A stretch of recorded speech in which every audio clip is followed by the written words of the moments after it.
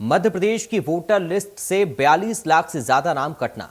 सबसे बड़ा सवाल यह नहीं कि नाम कटे, सवाल यह है कि कहां कहां और किसकी सीटों से कटे।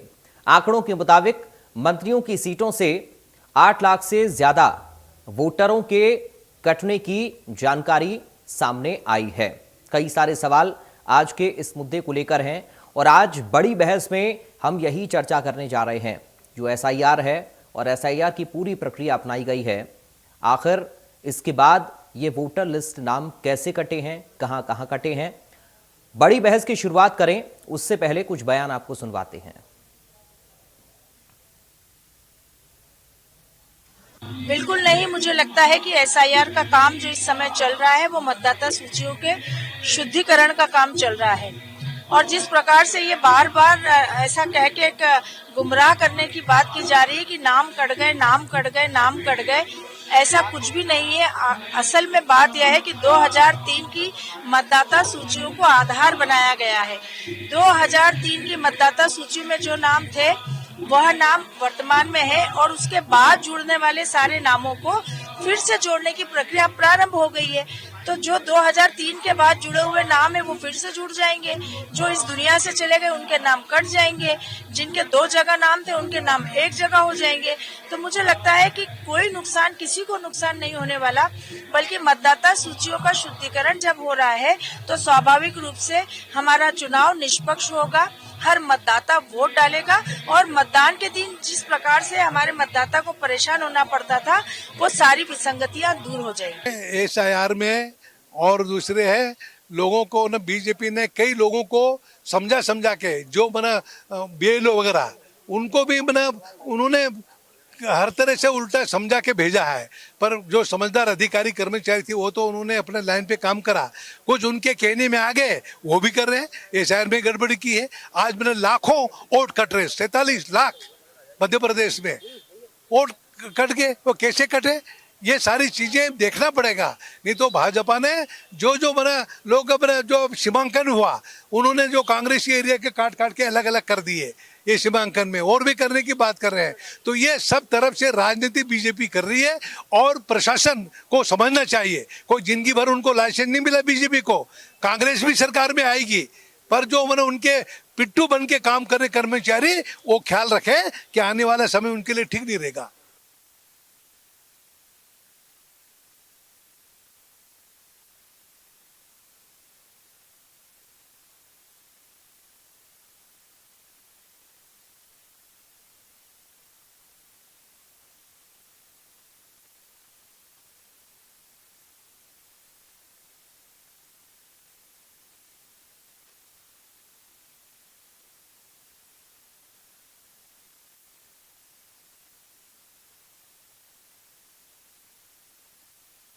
नहीं, मुझे लगता है कि एसआईआर का काम जो इस समय चल रहा है वो मतदाता सूचियों के शुद्धिकरण का काम चल रहा है।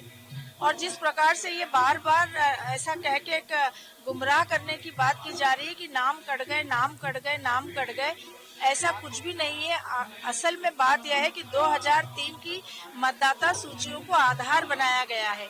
2003 की मतदाता सूची में जो नाम थे वह नाम वर्तमान में है और उसके बाद जुड़ने वाले सारे नामों को फिर से जोड़ने की प्रक्रिया प्रारंभ हो गई है। तो जो 2003 के बाद जुड़े हुए नाम है वो फिर से जुड़ जाएंगे, जो इस दुनिया से चले गए उनके नाम कट जाएंगे, जिनके 2 जगह नाम थे उनके नाम एक जगह हो जाएंगे। तो मुझे लगता है कि कोई नुकसान, किसी को नुकसान नहीं होने वाला, बल्कि मतदाता सूचियों का शुद्धिकरण जब हो रहा है तो स्वाभाविक रूप से हमारा चुनाव निष्पक्ष होगा। हर मतदाता वोट डालेगा और मतदान के दिन जिस प्रकार से हमारे मतदाता को परेशान होना पड़ता था वो सारी विसंगतियां दूर हो जाएंगी। एसआईआर में और दूसरे है लोगों को ना, बीजेपी ने कई लोगों को समझा के जो बना बीएलओ वगैरह उनको भी बना, उन्होंने हर तरह से उल्टा समझा के भेजा है। पर जो समझदार अधिकारी कर्मचारी थी वो तो उन्होंने अपने लाइन पे काम करा, कुछ उनके कहने में आ गए वो भी कर रहे हैं। एसआईआर में गड़बड़ी की है। आज मैंने लाखों वोट कट रहे, 47 लाख मध्य प्रदेश में वोट कट गए। वो कैसे कटे, ये सारी चीजें देखना पड़ेगा। नहीं तो भाजपा ने जो बना लोग अपना जो सीमांकन हुआ, उन्होंने जो कांग्रेसी एरिया के काट के अलग अलग कर दिए, ये सीमांकन में और भी करने की बात कर रहे हैं। तो ये सब तरफ से राजनीति बीजेपी कर रही है और प्रशासन को समझना चाहिए। कोई जिंदगी भर उनको लाइसेंस नहीं मिला बीजेपी को, कांग्रेस भी सरकार में आएगी, पर जो मैंने उनके पिट्ठू बन के काम कर रहे कर्मचारी वो ख्याल रखें कि आने वाला समय उनके लिए ठीक नहीं रहेगा।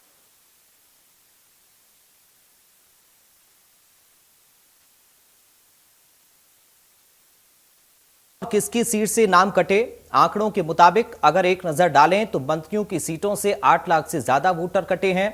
सबसे ज्यादा कटौती भोपाल गोविंदपुरा मंत्री कृष्णा गौर की सीट से, मुख्यमंत्री सीट उज्जैन दक्षिण से भी 37,000 से ज्यादा नाम गायब हैं। नेता प्रतिपक्ष की सीट से भी हजारों वोटर कटे हैं। तो सवाल उठना लाजमी है, क्या यह वोटर लिस्ट का शुद्धिकरण है या फिर चुनाव से पहले सियासी गणित? सरकार कहती है ये स्पेशल इंटेंसिव रिवीजन है, मृत, डुप्लीकेट और शिफ्टेड वोटर्स के नाम हटाए गए हैं। लेकिन सवाल यह है कि मंत्रियों की सीटों पर ही सबसे ज्यादा डुप्लीकेट क्यों? क्या सरकार अपने ही क्षेत्रों में वोटर डेटा ठीक नहीं रख पाई या फिर कहीं ना कहीं राजनीतिक लाभ हानि का हिसाब तो नहीं? कांग्रेस आरोप लगा रही है ये लोकतंत्र पर हमला है, गरीब, प्रवासी और कमजोर तबके के वोटर्स को बाहर किया गया। लेकिन सवाल आपसे भी है, क्या 2003 से 2023 तक वोटर लिस्ट एकदम सही थी? क्या उस दौर में कभी ऐसा शुद्धिकरण नहीं होना चाहिए था? 42 लाख वोटर कटना क्या सामान्य प्रक्रिया है? क्या चुनाव आयोग पूरी तरह से निष्पक्ष है? क्या आम वोटर को पर्याप्त मौका दिया गया नाम जोड़ने का? अगर नाम गलत कट गया तो जिम्मेदार कौन? क्या ये 2028 की राजनीति की जमीन तैयार करने की कवायद है? चर्चा करते हैं। जब वोटर कटता है तो सिर्फ नाम नहीं कटता, लोकतंत्र की जड़ें हिलती हैं। आज की बड़ी बहस यहीं नहीं रुकेगी, क्योंकि सवाल सिर्फ 42 लाख वोटर्स का नहीं है, सवाल है भारत के सबसे बड़े लोकतंत्र के भरोसे का। नाम जुड़वाने का मौका है, आपत्ति दर्ज कराने की तारीखें हैं, लेकिन भरोसा तभी बचेगा जब प्रक्रिया भी साफ दिखे और नियत भी। आज इसी मुद्दे पर होगी बात।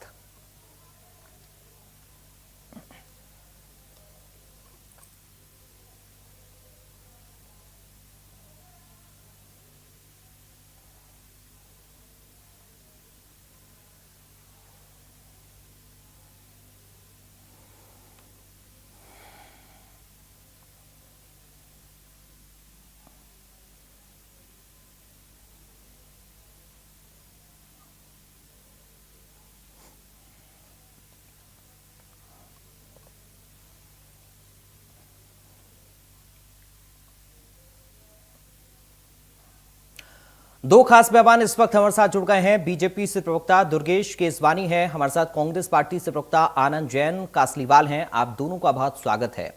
सबसे पहला रिएक्शन दुर्गेश जी आपका, बड़ी संख्या में वोटर कटे हैं, नाम कटे हैं, कैसे हम देखें इस कटौती को? चूंकि सवाल कई सारे खड़े हो रहे हैं, आगे अपनी चर्चा में उन सवालों का जिक्र भी, लेकिन पहला रिएक्शन आपका क्या है इस लिस्ट को देखकर? दुर्गेश जी। देखिए, एक सतत चलने वाली प्रक्रिया है। चुनाव आयोग हमेशा इस चीज को करता है, हर साल 5 साल में, हर साल में जब जब चुनाव आते हैं, नगर निगम के आते हैं, विधानसभा के आते हैं, लोकसभा के आते हैं, तो निश्चित रूप से जो मतदाता दिवंगत हो गए हैं उनके नाम काटे जाते हैं, जो मतदाता नए जुड़ते हैं उनके नाम हो जाते हैं।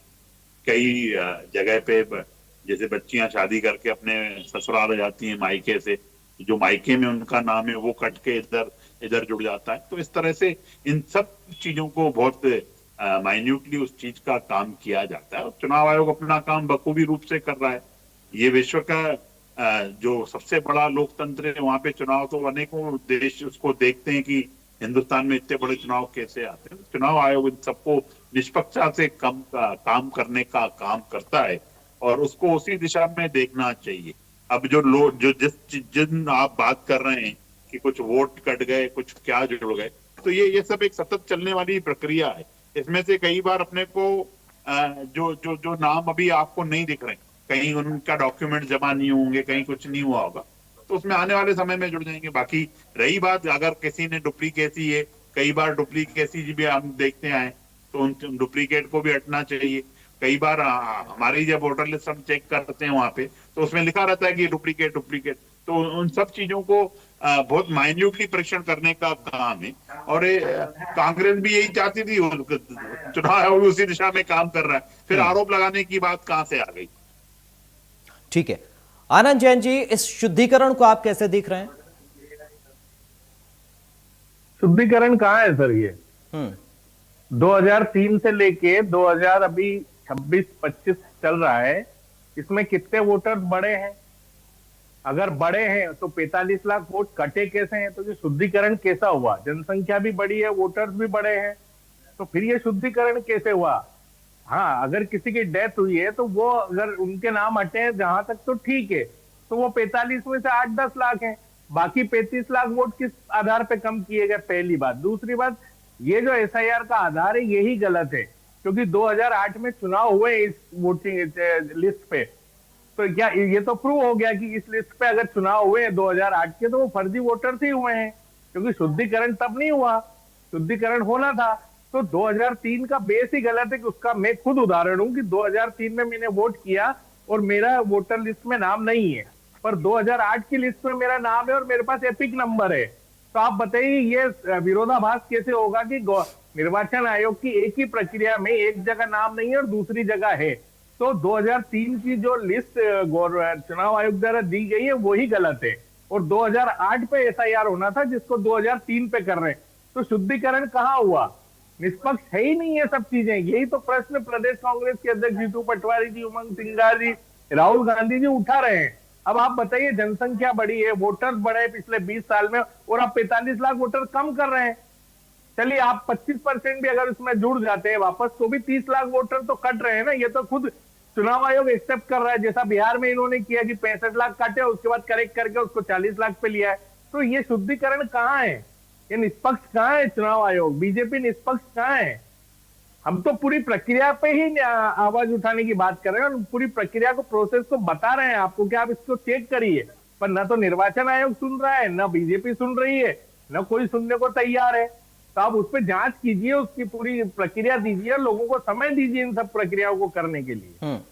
दुर्गेश जी, विधायक मंत्रियों की सीटों पर बड़ी संख्या में नाम कटना, सत्ता के गढ़ में से नाम कट रहे हैं इतनी बड़ी तादाद में, ये सर क्या महज एक संयोग हो सकता है?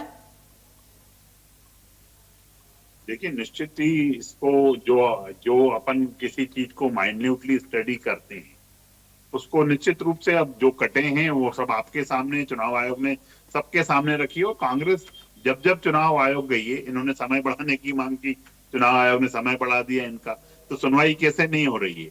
और जब भी देखिए, लोकतंत्र में जनता जनार्दन है, आप जनता की अदालत जाओगे नहीं। अब राहुल गांधी की पाठशाला में जीतू पटवारी भी उत्तीर्ण होकर निकले, और ये कि हमारे जो कांग्रेस के प्रवक्ता बेटे ये भी वहीं से उत्तीर्ण हुए। तो उस पाठशाला में जब आप जनता के बीच जाओगे नहीं, जनता के दुख में, दर्द में, तकलीफ में, कष्ट में खड़े होगे नहीं, और आप उम्मीद कर दोगे कि हम जीत जाएंगे, तो ये संभव नहीं है।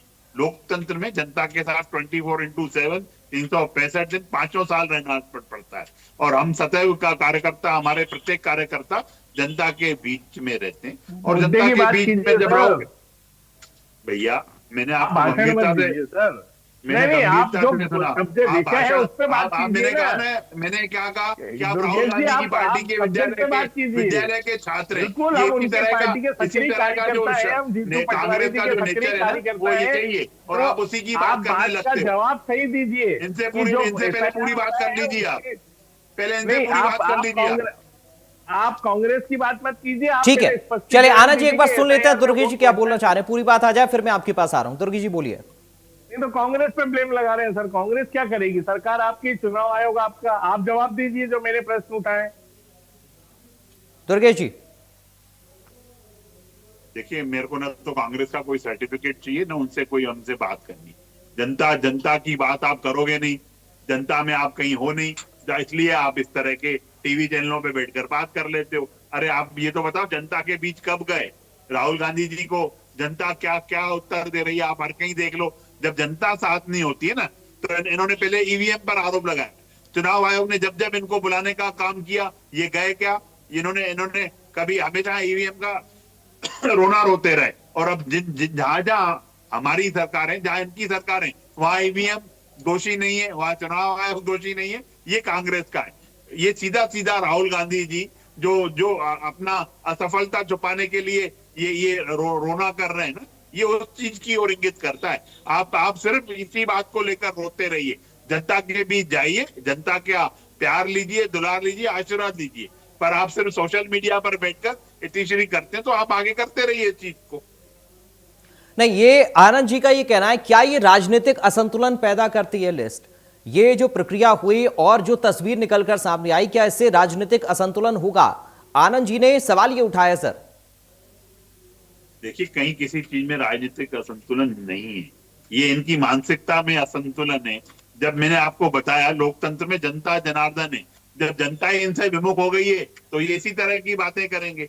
जब जनता आपके साथ नहीं खड़ी होगी तो यही कारण होगा। आप कभी ईवीएम पे दोषारोपण करोगे, कभी संविधान को खतरे में बताओगे, कभी लोकतंत्र की दुहाई दोगे। ये सब चीजें जब आप विपक्ष में होते हो तो ये करते हो। ये सब चीजें आपके समय से हैं। हमने तो कभी, आज ईवीएम कौन लेके आया था देश में? कांग्रेस लेके आई थी। आज वही इस चीज को विरोध करने लगी है। तो मुझे लगता है कि ये अपनी असफलताओं को छुपाने के लिए, राहुल जी के नेतृत्व असफल नेतृत्व है उसको छुपाने के लिए इस तरह की बातें करते हैं। और इनके अध्यक्ष जी भी हैं, अब ये देखिए कैसे मजे से बैठ के कुछ चीजें खा रहे हैं चैनल पर बैठकर। तो ये कांग्रेस की भी है, ये गरिमा को खत्म करना, किसी की खंडित करना उसको, तो ये कांग्रेस का शगल है, वही हमारे कांग्रेस के प्रवक्ता कर रहे हैं। ठीक है आनंद जी, इसके पीछे का मोटिव आपको कुछ लगता है क्या? चूंकि आप सवाल इस पर अगर उठा रहे हैं तो इसके पीछे की मंशा क्या हो सकती है? आने वाले वक्त में जो चुनाव है उस पर इसका क्या असर पड़ सकता है? और इतनी बड़ी तादाद में ऐसे नाम जो कि अब पात्र नहीं है, कट जाना, तो ये नाम जब ऐड हो रहे थे तो क्या फर्क इससे पड़ा होगा? या कैसे इतने सारे नाम, या फिर ये जब रिवीजन हुआ है तो क्या ये चौंकाने वाला आंकड़ा है कि जो बड़े नेताओं की सीटें हैं वहां पर बड़ी संख्या में नाम कट गए हैं? तो ये तो आपने खुद ने इस बात को तस्दीक कर दिया कि जो बड़े नेता है उनके वहीं इतना फर्जीवाड़ा हुआ है, तो पूरे प्रदेश में कितना? मैं तो आंकड़ा ही बता रहा हूं सर, मैं तो आंकड़ा बता रहा हूं, जो आया है वो एक्चुअल फैक्ट में रख रहा हूं। आप खुद लगाइए ना, आप खुद बताइए कि वोटर 2003 से 26 तक बढ़े हैं और ये उल्टा कम कर रहे हैं 45 लाख वोट। तो ये हंसने वाली बातें है ना। इसका मतलब मैनिपुलेशन हुआ है वोटर लिस्ट में और उसी के आधार पे भारतीय जनता पार्टी ने अपनी सरकार बनाई है। और ये हमेशा मैनिपुलेशन करके ही सरकार को आज पूरे देश में या प्रदेश में चला रहे हैं। मुझे एक प्रश्न का जवाब केशवानी जी ने दी दिया कि प्रोसेस में कांग्रेस कहां है? एसआईआर का प्रोसेस तो निर्वाचन आयोग है, जवाब केशवानी जी क्यों दे रहे हैं? आज 2003 का और 2008 सवाल भी तो आप उनसे ही कर रहे हैं ना सर, सवाल भी तो आप सरकार पर ही उठा रहे हैं, जवाब तो वो देंगे। तो वो जवाब कहां दे रहे हैं ढंग से? वो तो बात को ही घुमा रहे हैं, कांग्रेस को ब्लेम कर रहे हैं कि ये खा रहे हैं, ये पी रहे हैं, ये बेटे ऐसे खा रहे हैं। अरे भाई आप जवाब दीजिए ना कि 2003 की लिस्ट में इस तरह से अगर हुआ है और उसका 2008 में वो चुनाव हो गए उस लिस्ट पे, तो शुद्धिकरण कहां हुआ? रेशो में वोटर्स बढ़े हैं और आप कम कर रहे हैं और आपके मंत्रियों के वहां पे फर्जी वोटर निकले हैं। तो ये तो चुनाव आयोग ने खुद सिद्ध कर दिया कि ये फर्जीवाड़ा चुनाव आयोग से हुआ है। तो इसमें कांग्रेस क्या करेगी? आंकड़े आपके हैं, चुनाव आयोग के आंकड़े हैं, मीडिया के आंकड़े हैं, तो कांग्रेस क्या है? कांग्रेस तो शुरू से प्रजातंत्र की, लोकतंत्र को बचाने के लिए काम कर रही है। इसका चुनाव से कोई संबंध नहीं है कि आप पब्लिक में जाइए। पब्लिक में जाएंगे ना जब चुनाव आएगा, जब जाएंगे। पर आपकी बेसिक प्रोसेस में अगर डिफेक्ट है तो ऐसा चुनाव में जाने से फायदा क्या है कांग्रेस को? कि आपके यहाँ जब मैनिपुलेशन, चुनाव आयोग जो लोकतंत्र की सबसे बड़ी संस्था है, वही अगर धोखा कर रही है प्रजातंत्र के साथ, आपके साथ, भारतीय जनता पार्टी के साथ मिलके, तो ऐसे चुनाव में तो क्या आनंद जी अब कांग्रेस चुनाव के बहिष्कार का भी मन बना रही है? नहीं, वो तो समय पे हम आप कह रहे हैं ना कि अब कांग्रेस का चुनाव में जाने का फायदा क्या है, तो आप लोग की रणनीति अब क्या रहेगी? आप कोई कुछ डेवलपमेंट आप लोग करने वाले हैं आगे, या कोई बड़ा कठोर फैसला आप कांग्रेस पार्टी लेगी? अभी चुनाव में सर 2027 में और 28 में चुनाव है, अभी पूरा 1 वर्ष है। कांग्रेस अपना पूरी प्रक्रिया, पूरा प्रोसेस और पूरी सब चीजों पे निगाह रखती है। एसआईआर की प्रक्रिया तो हो रही है और जो लिस्ट आएगी फाइनल, उसमें तो यही होगा, जितने नाम कटेंगे वो कटेंगे, जो नए जुड़ेंगे वो जुड़ेंगे। क्या इस लिस्ट पर आप लोग भरोसा कर रहे हैं? नहीं, अभी आने दीजिए, नाम तो आने दीजिए। लिस्ट में अभी जैसे 45 लाख वोट कटे हैं, अभी कितने लाख वोट या कम करते हैं, पर ये तो तय है कि 20 से 25 लाख वोट तो कटेंगे, जो इनका प्रोसेस है एसआईआर का। तो ये तो तय है। तो 45 लाख वोट जब नए खुद ही नए फर्जी आपको accept कितना लग कर रहा है रहे कि हैं, नए वोटर्स तो कितने इसमें जुड़ेंगे? नए वोटर्स कम से कम 15 से 20 लाख होना चाहिए पिछले 20 साल में। तो वो अगर वो वोटर ही गायब हो गए, 2003 की लिस्ट में लोगों के नाम नहीं है और 2008 में चुनाव करा लिया लिस्ट में, तो तीनों विरोधाभास चीजें हैं ना सर। तो ये प्रक्रिया पे ही सवाल है, राहुल गांधी जी का, जीतू पटवारी जी का, उमंग सिंगार जी का और पूरी कांग्रेस पार्टी का। उसका जवाब कोई नहीं दे रहा है। ये सीधे चुनाव से जोड़ रहे हैं उन चीजों को, क्योंकि इन्होंने मैनिपुलेशन करके सरकार बनाई है। ये दुर्गेश, ये तो चूंकि जब ये लिस्ट आई है और कांग्रेस ये कह रही कि आप लोगों ने मैनिपुलेट किया चुनाव, और कैसे इतनी बड़ी तादाद में अब नाम कट रहे हैं, वो कह रहे हैं कि ये पॉसिबल ही नहीं है, ये कुछ आंकड़ा विरोधाभासी नजर आता है। दुर्गेश जी देखिए, शक का इलाज तो हकीम लुकमान के पास नहीं था, तो ये कांग्रेस का शक हम कैसे बताइए, आप बताइए। अब लोकतंत्र में ये लोकतंत्र की दुहाई दे रहे हैं यहाँ बैठ के। अभी 272 वरिष्ठ अधिकारियों ने जो रिटायर्ड हो चुके हैं, उन्होंने राहुल गांधी को एक लेटर लिखा था जिसमें कहा था कि कांग्रेस को जनता का दिल जीतना चाहिए। ये जो संवैधानिक संस्थाओं पर आप प्रश्न चिन्ह लगाते हो, संवैधानिक संस्थाओं को आपके समय पे भले ही आपने तोता बना के रखा हो, पर हमारे यहाँ पे फ्री हैंड दिया हुआ है। यही कारण है कि आप सतत देख रहे हो, सतत काम हो रहे हैं। तो उन 272 अधिकारियों ने ये लिखकर कहा था कि कांग्रेस सिर्फ और सिर्फ आरोप और आलोचनाएं करती रहती है, संवैधानिक संस्थाओं पर प्रश्न चिन्ह लगाती रहती है, उसका संदेश जनता के बीच में अच्छा नहीं जाता है। कांग्रेस को जनता के बीच में जाना चाहिए। पर आप देखिए कि पूरे जो 50% आबादी चार राज्यों में अगर हम जोड़ लें तो उनमें है, और इन 4 राज्यों में 1024 सीटें हैं और कांग्रेस के पास उनमें से 24 सीटें भी नहीं है। जब आप जनता का दिल नहीं जीत पाओगे तो आप यही आप कहोगे ना, आलोचना सबसे आसान तरीका होता है उसको आलोचना करना। पर आपको भी खुद अपने अंदर आत्मा में झांक के देखना पड़ेगा कि आप जनता के साथ कर क्या, उनके व्यवहार क्या है आपका। आप जनता के कभी आज तक इश्यूज मध्य प्रदेश में इतने समय से 2 साल से कांग्रेस, अभी फिर विपक्ष में 21 साल से विपक्ष में, क्या कोई वो जनता से जुड़े हुए कोई आंदोलन कर पाई क्या? इसका कारण ही ये है। दुर्गेश जी, फिर सवाल ये ना, अब मान लीजिए कांग्रेस पार्टी उतर आई सड़कों पर कि साहब हम इस एसआईआर पर भरोसा नहीं कर रहे हैं, तो आप लोग कहेंगे कि देखिए चुनाव आयोग की प्रक्रिया, अब इस पर कांग्रेस भरोसा नहीं कर रही है, तो भरोसा कैसे आप जगाएंगे? अब देखिए, भरोसा देश की जनता पर होना चाहिए, अपने कामों पर होना चाहिए, पर इन्होंने देश में ऐसे कोई काम नहीं किए हुए जो जनता के बीच में। मेरी एक बार पूरी बात आ जाने दीजिए। 68,725 बूथों पर आज कांग्रेस कहाँ खड़ी है? आप ये तो बताइए। इनके पास बूथ पर बिठाने के लिए कार्यकर्ता नहीं है और ये आरोप लगाने का काम करते हैं। इनके बड़े नेता ने अभी कुछ दिन पहले इस चीज को एक बयान दिया था कि जो बूथ पर बीएलए एजेंट जो होता है उसको बिठाने के लिए। ठीक है, चलिए, समय दुर्गेश जी कम है, मैं आप ही की बात लेकर आनंद जी के पास जा रहा हूं। आनंद जी, सवाल तो बड़ा वाजिब सा है सर। अगर आप लोग ये कह रहे हैं कि चुनाव को मैनिपुलेट कर रही थी बीजेपी अब तक, तो फिर आप लोगों के एजेंट क्या करते हैं बूथों पर? क्या अगर कोई फर्जी वोटिंग हो रही है उसको डलने दे रहे हैं? क्या कर रहे हैं वहां पर कांग्रेस पार्टी के जो एजेंट हैं? अरे सर, कुछ तो काम होगा ना, वहां पर करते क्या है वो जाकर? कैसे मैनिपुलेट हो जाएगा चुनाव, ये बड़ा सवाल है, क्योंकि तमाम राजनीतिक दल के जो एजेंट हैं वहां पर मौजूद रहते हैं। और आप लोग फिर कहते हैं कि साहब चुनाव चोरी हो गया है, लेकिन आप लोगों के कार्यकर्ता ग्राउंड पर करते क्या है, बूथों पर करते क्या है? आनंद जी देखिए, संवैधानिक को ही बदल दिया भारतीय जनता पार्टी। अरे सर, अब संविधान की बात कहां से आई? मैंने पूछा बूथ पर आपके एजेंट क्या करते हैं, ग्राउंड पर आप लोग क्या करते हैं? जैसे आप सुनिए ना, भारतीय जनता पार्टी ने जब संवैधानिक संस्थाओं को कब्जे में कर लिया तो कांग्रेस के कार्यकर्ता आपके एजेंट, आप ये कह रहे हैं कि आपके एजेंट भी कब्जे में कर लिए? सुनिए ना सर, आप, अरे आप ये कह रहे हैं कि आपके एजेंट भी कब्जे में कर लिए बीजेपी ने? नहीं, आप संवैधानिक संस्थाओं के जज को, रिटायर्ड जज को हटाकर आपने उसकी संवैधानिक पद की नियुक्ति बदल दी और 2 लोग आपके रख लिए, एक विपक्ष का रख लिया। तो आप जो चाहेंगे उसकी नियुक्ति होगी। सर, मैं आनंद जी, मैं इस मुद्दे पर चर्चा नहीं चाह रहा हूं, लेकिन आप पहले समझिएगा। आप आनंद जी पहले इस मुद्दे को समझिएगा। 1 मिनट रुक जाइए सर, क्योंकि समय नहीं है। अगर मैं इस मुद्दे पर चर्चा करूंगा तो फिर आपके ऊपर भी बहुत सारे सवाल उठेंगे, इसलिए पहले इस मुद्दे को आप समझिएगा कि क्या प्रोसीजर पहले था और क्या उसमें बदलाव हुआ है। सवाल मेरा आपके कार्यकर्ताओं को लेकर था, जिस पर आप भी जवाब नहीं दे पा रहे हैं। जैसे आप आरोप बीजेपी के ऊपर लगाते हैं कि उनके पास जवाब नहीं है। बहुत शुक्रिया करूंगा सर, वक्त मुझे इतनी इजाजत दे रहा। आनंद जैन जी आपका बहुत शुक्रिया, दुर्गेश केसवानी जी आपका बहुत शुक्रिया।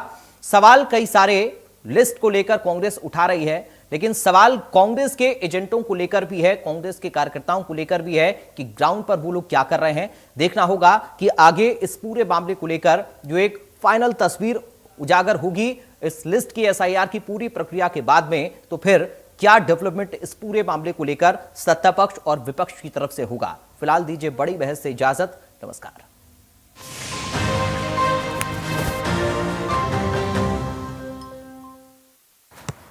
इसको तो फुटबॉल खेलना भी आ गया और इससे तो पियानो बजाने भी आ गया। चंद्रयान भी उतर गया चांद पर हमें अब तक टेस्टी राजमा बनाना नहीं आया। बिना MDH राजमा मसाला के टेस्टी राजमा कैसे बनेगा? स्वादिष्ट राजमा के लिए MDH राजमा मसाला। क्या स्वादिष्ट राजमा बनाए? MDH। मध्य प्रदेश की पहचान है समृद्ध संस्कृति, समानता और समावेशी विकास। प्रधानमंत्री नरेंद्र मोदी जी के मार्ग